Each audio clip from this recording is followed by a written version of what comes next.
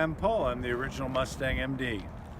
My friend came to me with this beautiful 1965 black Ford Mustang and said his headlights were going on and off, on and off. Well, most of the time it's a matter of just switching the headlight switch. And so today what we're going to do is change that out, and I'm going to show you how easy that is. First thing you want to do is disconnect your battery, which we've already done. The next thing is to pull out the light switch all the way to on. Turn it all the way to the dome light position. It's one click to the left, and then behind the dash you'll see a button like this.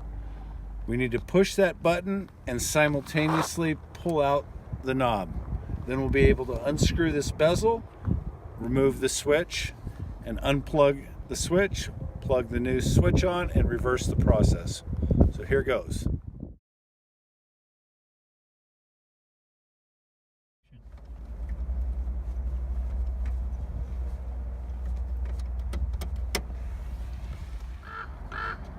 I tried to reach underneath to push the button. I didn't have very much room. So what we're going to do now is we're going to pull the instrument panel and go in from the top. There's a series of 6 screws that hold this instrument cluster in. Being that our battery is disconnected already, we don't really have to worry about touching something that's hot to a ground and potentially burning the wiring. There's 4 screws along the top and 2 in the middle, and then we'll have to disconnect the speedometer cable also.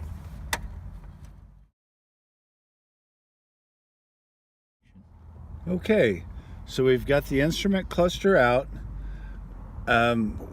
This is the button on the new switch that we push, and it's got to be pushed completely before the handle comes out. So now that the button has been pushed, this comes right out. The next thing you do is you take your Phillips screwdriver and you loosen the center bezel. I've already unplugged the wiring to the switch, and once this center bezel is undone like that, it comes out like that, and it comes off with the light bezel that's holding it together. Once those two are out, then you can just remove the switch, because I have already unplugged it.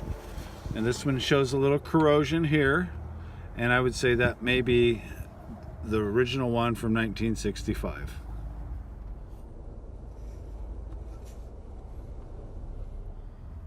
The plug for the light switch right here, it doesn't come out very much, but I'm using a screwdriver to show you the plug, and we're just going to reverse the process now.